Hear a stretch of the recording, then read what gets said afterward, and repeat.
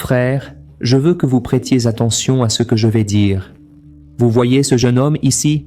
Il a raconté un témoignage en anglais que, d'ailleurs, je veux vous lire.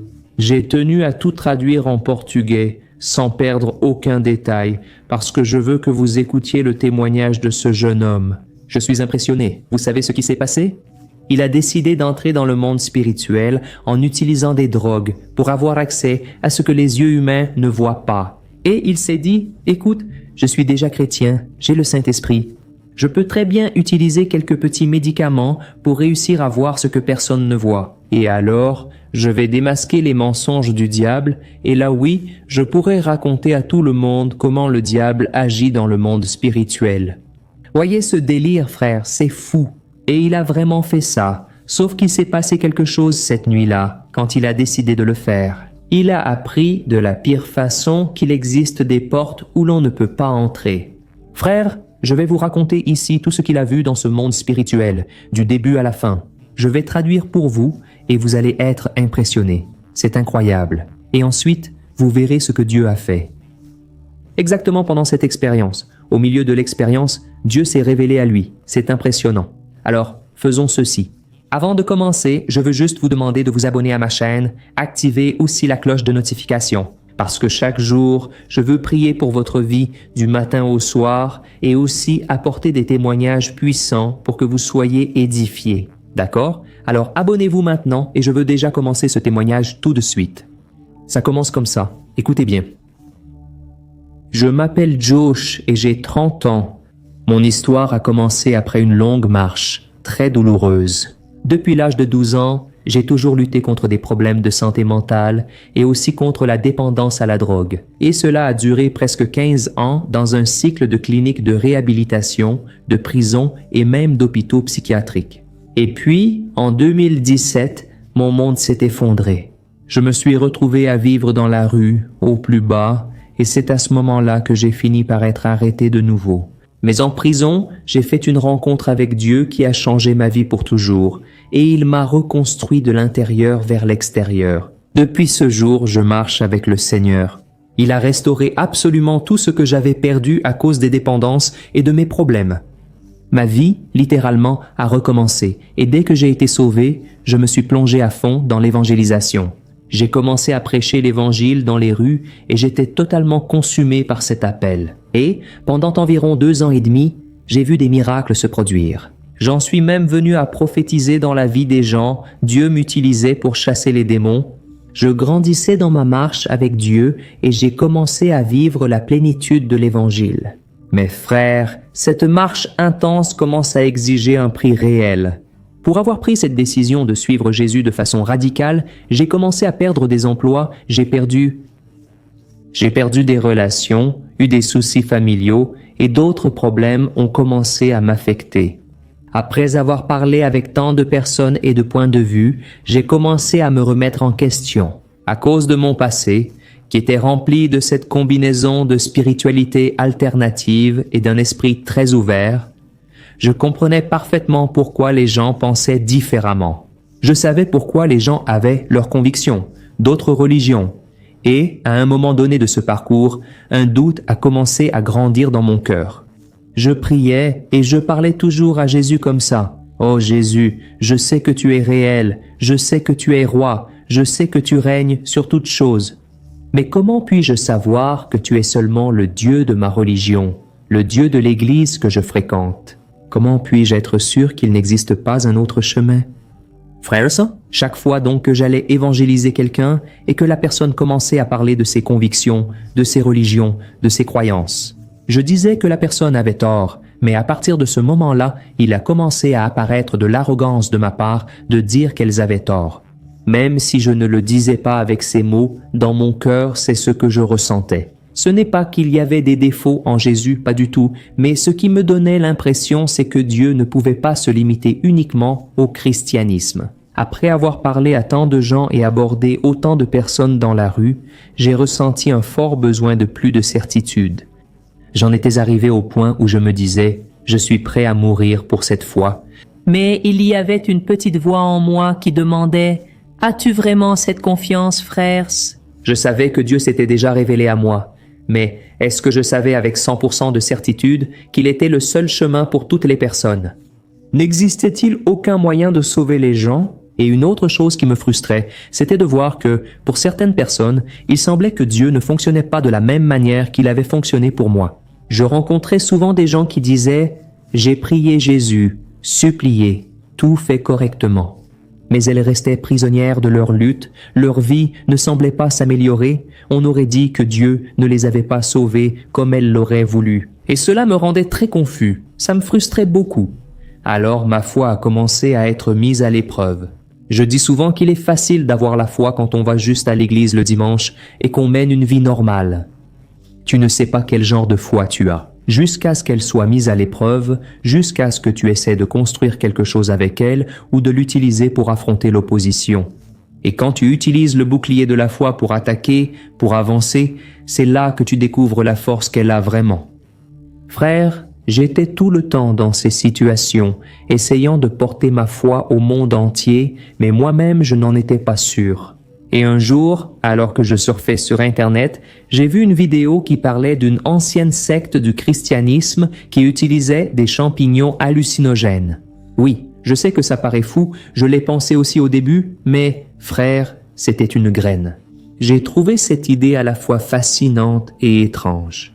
La question, c'est que, dans mon passé, les drogues psychédéliques ont toujours été quelque chose de différent pour moi. Je voyais les drogues classiques comme de vraies drogues, tu vois? Celles qui nuisent, qui tuent, mais les psychédéliques qui provoquent de fortes hallucinations, pour moi, c'était comme un médicament.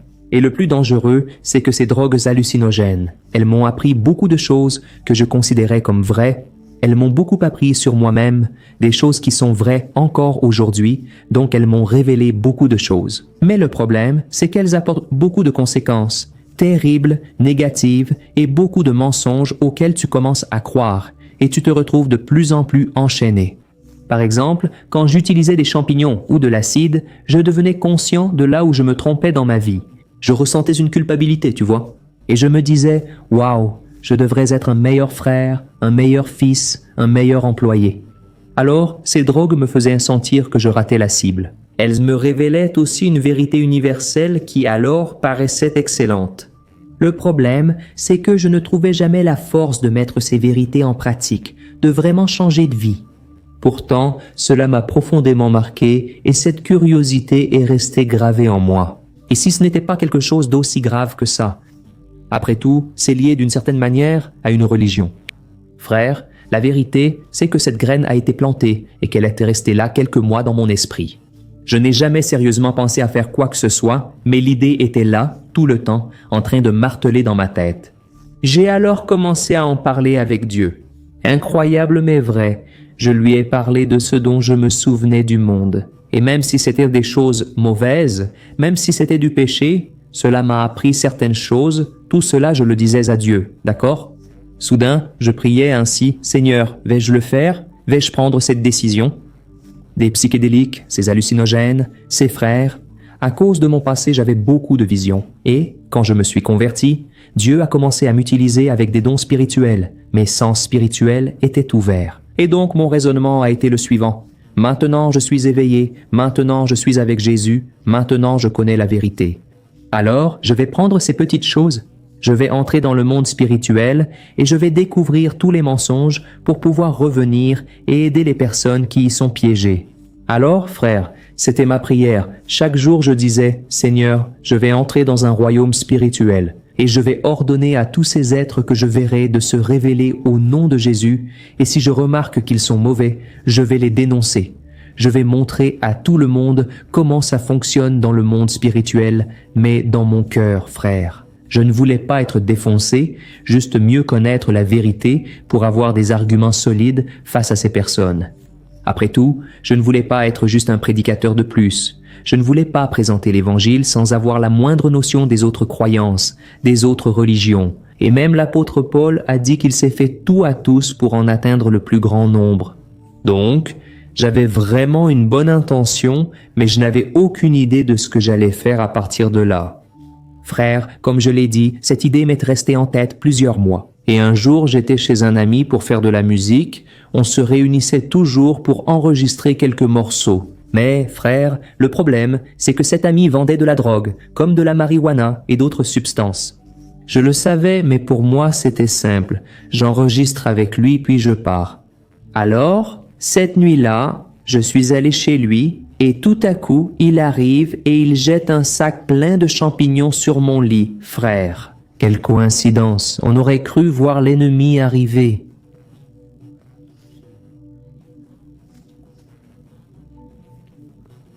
Et les côtés de Polito?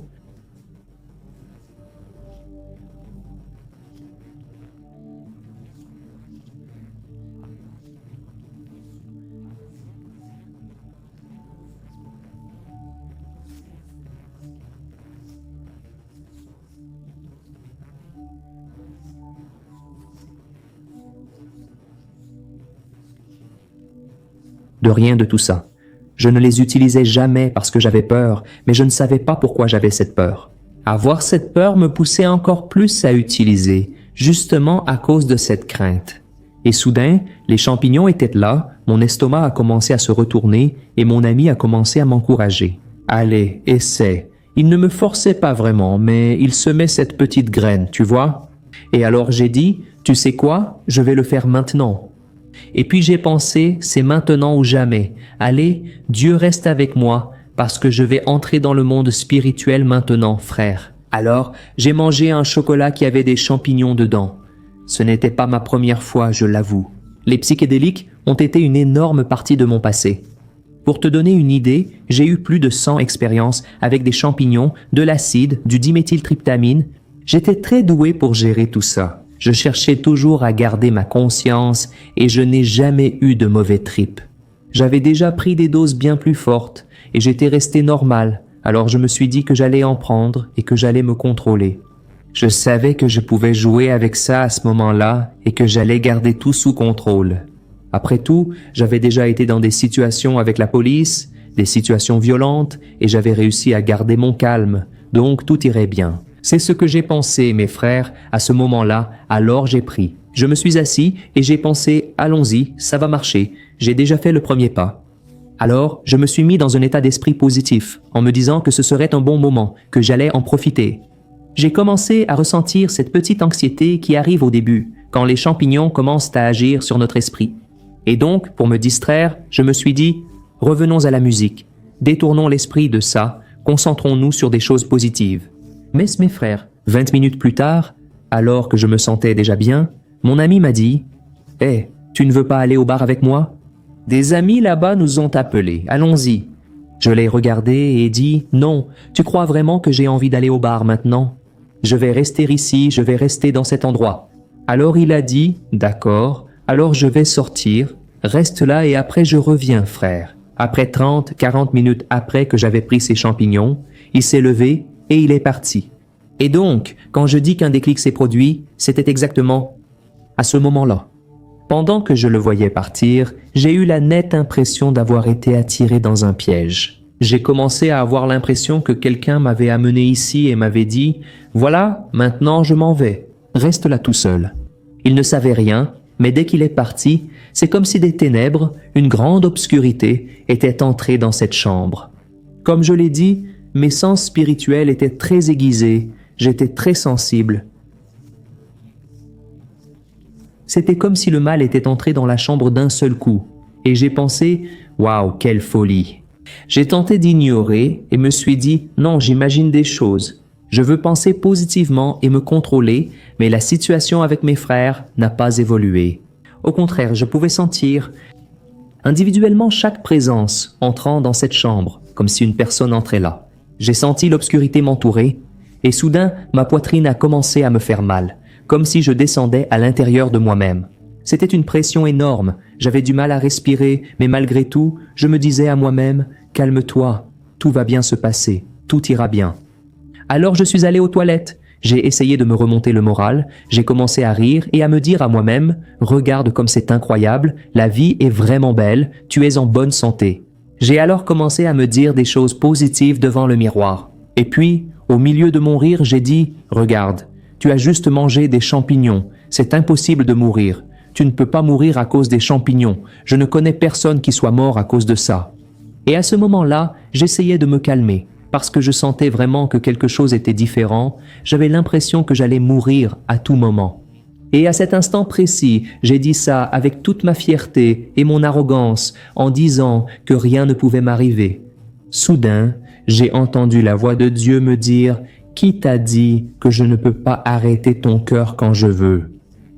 Frère, une explosion. Soudain, le mal a complètement envahi cet endroit et j'ai commencé à prier avec ferveur. À cet instant, 1 heure après avoir commencé, j'ai su. Ce mauvais pressentiment ne faisait que commencer et j'avais commis la pire erreur de ma vie. J'ai su à ce moment précis que j'avais fait quelque chose de mal, que je savais que c'était mal, et pourtant j'avais voulu le faire. À ce moment-là, j'ai commencé à supplier « Seigneur, aie pitié de moi, pardonne-moi ». J'ai alors prié en langue. La situation était terrible. Et ce qui est impressionnant, c'est que si j'arrêtais de prier, je sentais, au même instant, l'obscurité me submerger à nouveau. La pression sur ma poitrine revenait, accompagnée de cette sensation de mort. Frère, un trip de champignons dure environ 5 heures selon la dose. Selon moi, la dose que j'ai prise était normale. J'en avais déjà pris beaucoup plus avant, mais maintenant, j'avais l'Esprit Saint en moi. C'est là que j'ai désespéré et commencé à me sentir très coupable. Et ma première pensée, quand j'ai réalisé ce qui se passait vraiment, a été la suivante. À qui vais-je téléphoner?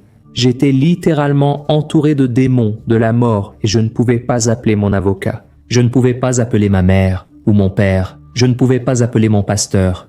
Il n'y avait pas d'argent au monde qui puisse m'aider. J'ai eu immédiatement conscience de la gravité de mon erreur. Ce n'était ni un petit péché, ni un faux pas, mais une énorme erreur. Je savais dans mon esprit que je venais d'ouvrir une porte spirituelle et de donner une légalité à l'ennemi. Alors, j'ai continué à prier, mais la situation ne faisait qu'empirer. J'ai senti que je devais partir de là, et je me suis souvenu que ma femme dînait avec des amis et qu'elle rentrait à la maison. Alors j'ai pensé que je devais sortir de cette atmosphère. Peut-être que si je sors, les choses iront mieux. Alors, je l'ai appelée. « Mon amour, ma chérie, tu dois venir me chercher tout de suite. » Et, en l'espace de 20 ou 30 minutes après, quand elle est arrivée, j'étais complètement désespéré. C'était comme si l'obscurité s'effondrait sur moi et j'étais pratiquement en train de mourir. C'est ce que je pensais. En montant en voiture avec ma femme, je n'arrivais ni à abandonner ni à respirer. Ma femme, ne comprenant rien, tentait de me parler et je ne pouvais que répéter « Mon amour, sauve-moi ».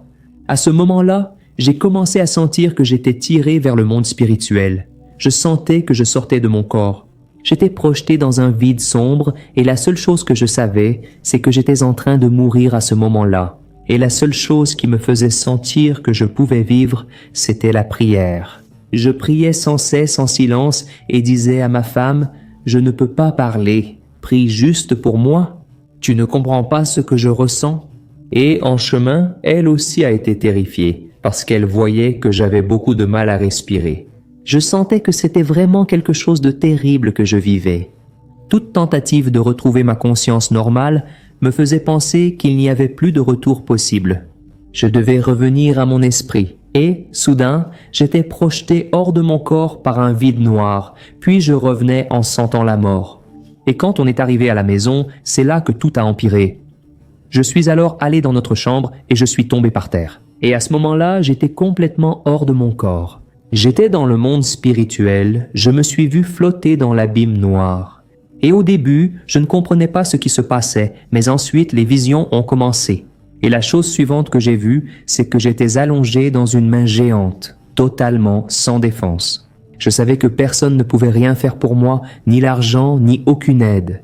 J'étais là par moi-même, et maintenant il n'y avait plus rien à faire. Frère, quand la Bible dit qu'il est terrible de tomber entre les mains du Dieu vivant, ce n'est pas une plaisanterie. Le mot peur ne suffit même pas à décrire ce que j'ai ressenti à ce moment-là. C'était un niveau de détresse que je n'arrive même pas à expliquer avec des mots. Et j'étais là, tu vois, dans cette main. Et soudain, à ma droite, j'ai vu environ 20 ou 30 démons, et à ma gauche, moi, et je ne sais pas expliquer comment. Mais le royaume était un peu couvert, comme s'il y avait un drap blanc très fin dessus, et on pouvait voir les formes. Mais la gloire totale n'était pas révélée. Et j'étais au milieu de cet abîme, je savais que l'enfer était en dessous de moi, une obscurité totale. Je savais que si je lâchais cette main, ce serait littéralement ma fin, et tous ces démons étaient à ma droite. Et puis, ils ont commencé à parler, comme s'ils parlaient avec le ciel, et moi, là au milieu, accroché à cette main, terrifié. Alors, l'un d'eux, qui semblait plus grand que les autres, s'est levé, et il a dit comme ça, « Nous en avons déjà assez de ce garçon. Il n'arrête pas d'envahir notre royaume pour emmener des gens d'ici. Et maintenant, il est revenu pour manger à notre table. » Frère, quand il a dit ça, tout le poids de mon erreur est tombé sur moi.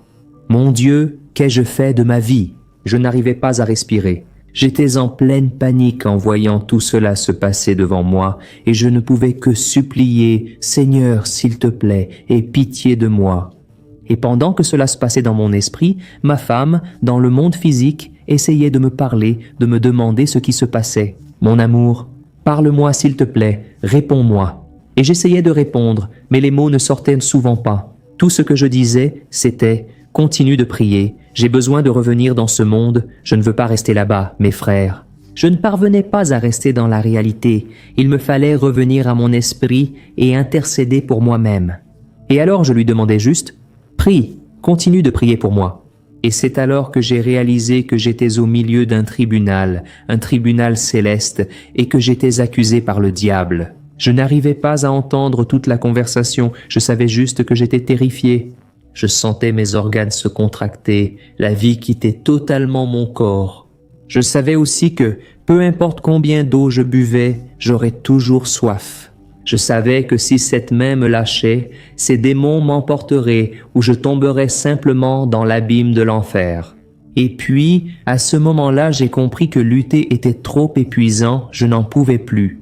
Et il y a même un psaume qui dit ceci, « Dans ta main, mes forces se sont consumées. » Et c'était exactement comme ça que je me sentais, complètement sans énergie. Et après 1 ou 2 heures comme ça, j'ai tout simplement abandonné. Et j'ai dit, « Seigneur, je sais que tu es juste. Jésus, j'ai commis une grande erreur, mais tu es mon Seigneur et mon Sauveur, et je me rends complètement entre tes mains. » Et c'est à ce moment-là que j'ai alors relâché mon corps. À cet instant, j'ai commencé à sentir que j'étais vraiment en train de mourir. Mon corps physique était en train de s'éteindre, mais quelque chose en moi a dit « Continue de te battre, tu dois te battre. » Frère, Dieu, littéralement, nous donne chaque souffle que nous avons. Ce n'est pas une métaphore, c'est un acte intentionnel de miséricorde de Dieu. J'étais là, mort, vide, sans rien, et soudain, j'ai commencé à voir le souffle venir vers moi. Je ne sais pas comment l'expliquer, mais je savais que Dieu était là et il a commencé à m'envoyer le souffle de vie. Et je n'arrivais pas à respirer, mais ensuite je regardais et je voyais le souffle arriver, et cela a commencé à me donner de l'espoir. Je sentais que j'étouffais, que je mourais, mais soudain, un autre souffle venait sur moi, et cela a continué pendant un moment. La pression ne diminuait pas, je luttais juste pour survivre. Alors, soudainement, j'ai dit que je devais être ici dans ce monde pour ma famille. J'avais déjà imploré la miséricorde et demandé pardon, puis j'ai changé ma prière. Et j'ai dit, Dieu, j'ai besoin d'être ici pour ma famille et pour chaque personne que tu m'as appelé à aider. Oublie-moi, Seigneur, j'ai juste besoin d'être ici pour eux, mes frères. Dès que j'ai commencé à dire cela, j'ai senti la pression de la mort commencer à me lâcher. À ce moment-là, une nuée de témoins est apparue autour de moi, peut-être 6 ou 7 saints ou anges, et ils ont commencé à prier pour moi. J'ai commencé à ressentir de l'espoir. Jusqu'à ce moment-là, j'étais complètement désespéré, totalement terrifié.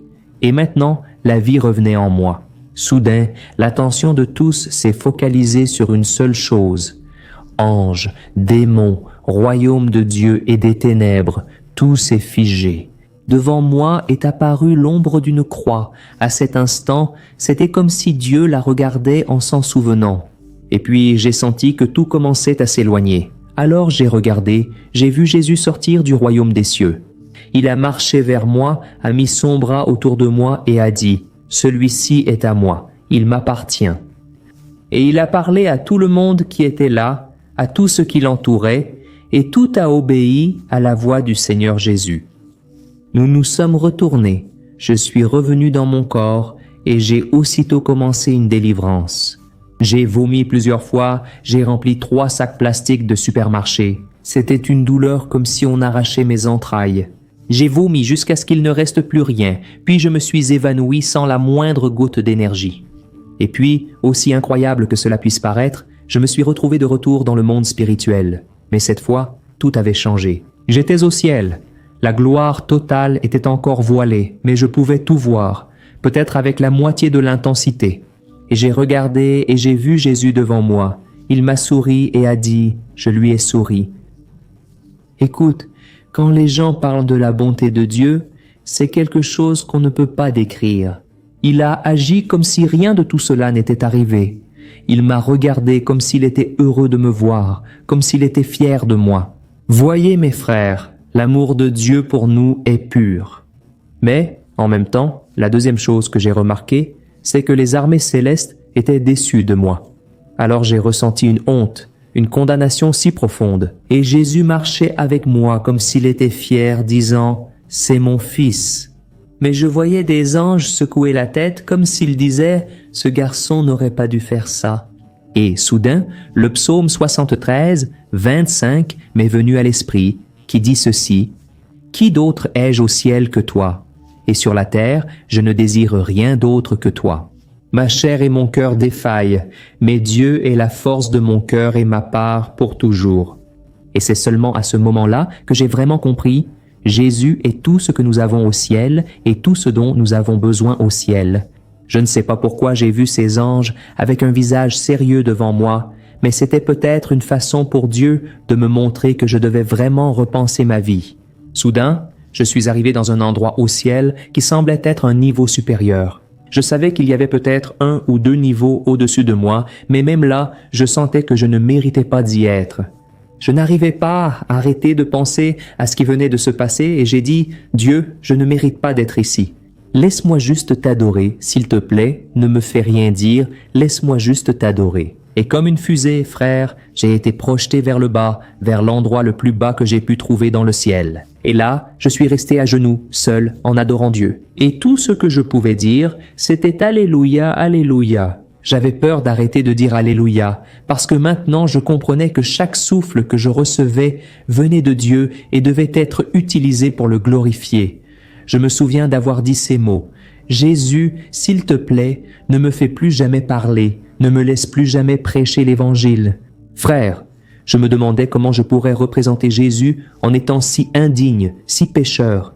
Un certain temps s'est écoulé et Jésus est venu vers moi. Il est descendu là où j'étais. Et quand on est en esprit, la communication est télépathique. On sait, simplement, on ne parle pas avec la bouche. Et alors il s'est assis avec moi et il a chassé toute cette condamnation de moi. C'était comme s'il disait « Mon fils, je te pardonne, c'est fini, laisse ça derrière toi et vise une nouvelle vie à partir de maintenant. » Je suis ensuite retourné à l'endroit où il m'avait d'abord amené et je me souviens d'avoir eu bien plus confiance. Il est maintenant. Regarde, il me pardonne, il m'aime, mais malgré tout, j'avoue que je me sentais encore sale. Alors Dieu a commencé à me montrer tout ce que je voulais savoir. Il a commencé à répondre à ma recherche erronée. Je me suis vu en train de voler dans le ciel, voyant des parties de celui-ci et sachant simplement ce que c'était. C'était tellement d'informations, mes frères, si rapide que je ne trouvais pas les mots. J'étais submergé par la révélation et j'ai commencé à dire « Dieu, peux-tu t'arrêter ici, Dieu, arrête-toi » À ce moment-là, j'ai pensé à ce que Paul a dit. Certaines choses sont trop grandes pour être comprises par l'homme et il ne convient pas qu'il les sache. Voilà ce que j'ai ressenti, mes frères. Cela était en train de me tuer. J'étais rempli d'une telle joie, d'une telle révélation que je pensais que je n'allais pas supporter. J'ai vu les secrets du ciel et de la terre, et j'ai supplié Dieu d'arrêter, car ça me tue, frère. J'ai littéralement pensé que j'allais mourir si Dieu me le disait.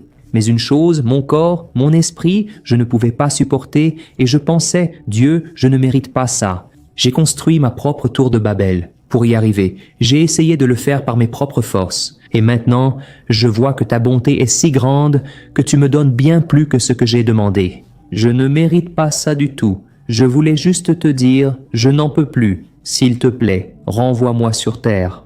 J'ai compris, mes frères, que la réalité physique nous appartient. parce que si le voile était levé maintenant, les gens mourraient de peur. Elles verraient qu'elles sont entourées de démons, vivant en enfer toute leur vie sans le savoir.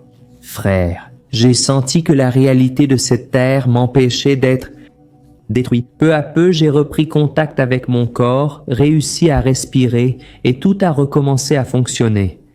L'expérience est passée et je suis revenu à un endroit de paix, de joie et de repos. Et mon esprit était complètement bouleversé, tu sais. Pendant les 3 jours suivants, j'avais peur de parler. J'avais fait le vœu de ne plus jamais prêcher l'Évangile, mais Dieu m'a dit, « Je veux encore que tu prêches, je t'ai appelé pour cela. » Et s'il y a une leçon que j'ai apprise dans tout cela, c'est que chaque souffle que nous recevons est la miséricorde de Dieu. Dieu m'envoyait littéralement et intentionnellement le souffle de vie. Et la deuxième chose qui m'a beaucoup marqué, c'est le pardon de Jésus. J'ai compris que Dieu connaît vraiment notre cœur. J'espère que vous comprenez que Jésus est tout ce dont nous avons besoin. Il n'est pas comme nous, il n'est pas comme un être humain, il est l'amour pur, il est vrai. Et alors il m'a regardé, et à ce moment-là, tout a été pardonné, comme si cela n'était jamais arrivé. Et après cela, j'ai eu mes réponses. J'ai compris que Satan, il se présente comme un être de lumière. Toutes ces années, pendant que j'utilisais des psychédéliques hallucinogènes, ce que je faisais, c'était défoncer la porte du monde spirituel sans aucune protection. Frère, voyez le danger et le risque que je prenais, pourtant j'avais l'impression de faire le bon choix. En réalité, le diable dansait autour de moi tel un ange de lumière. Alors, les expériences que j'ai vécues devenaient de plus en plus fortes. C'était juste pour me rendre encore plus enchaîné, encore plus prisonnier de tout cela. Et si je n'avais pas donné ma vie à Jésus, je serais condamné pour l'éternité. Et une autre chose que j'ai pu constater, c'est qu'il est effectivement possible d'avoir des expériences avec Dieu lorsque tu cherches Dieu de tout ton cœur. Quand tu n'essaies pas de faire les choses à ta façon, mais que tu te rends simplement à cet amour, à cette présence, tu vois? Aujourd'hui, je n'ai plus cette peur. Aujourd'hui, j'ai compris que rien de tout cela ne me satisfaisait, aucun champignon, aucune drogue, rien de tout cela ne me donnait vraiment une satisfaction. Aujourd'hui, je peux dire que je suis libéré, 100%.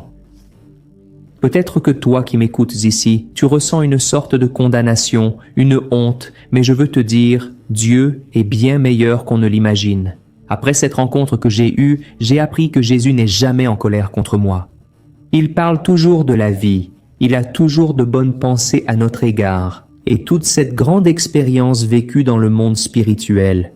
C'est rapporté là-bas dans Zacharie, chapitre 3, verset 1, qui dit que le diable est à ma droite. Il m'a accueilli, Dieu dit qu'il n'est pas coupable, il m'a accueilli. Il a reçu mon fils Jésus comme son sauveur, et alors j'ai pu comprendre de la manière la plus claire possible qu'il n'y a de pardon, de salut, de justification qu'en Jésus.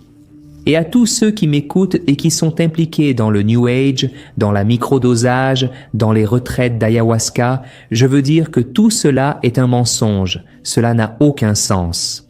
Réfléchis avec moi ici sur Terre. Et il a dit que la seule façon de lui parler, c'est de manger un champignon qui pousse dans du fumier de vache. Et si tu n'as pas d'argent pour ça, et si tu n'y as pas accès, alors tu ne peux pas trouver Dieu. Toutes ces choses sont des impasses qui ne mènent nulle part. Et je te promets, si dans l'une de ces expériences tu invoques le nom de Jésus comme Seigneur, comme Sauveur, tu vas découvrir que ces chemins ne t'ont jamais perdu, ils t'ont toujours gardé prisonnier. C'est la vérité, frère. Le témoignage s'arrête ici. Cette histoire m'a vraiment impressionné. Et si toi aussi tu as été touché, je te demande de partager avec le plus de personnes possible. Il y a beaucoup de gens qui ont besoin d'entendre ça, et Dieu va t'utiliser dans leur vie, d'accord? Partageons de bonnes choses qui édifient la foi des gens, et je t'attends donc dans la prochaine vidéo. Que Dieu te bénisse puissamment. Une grande accolade.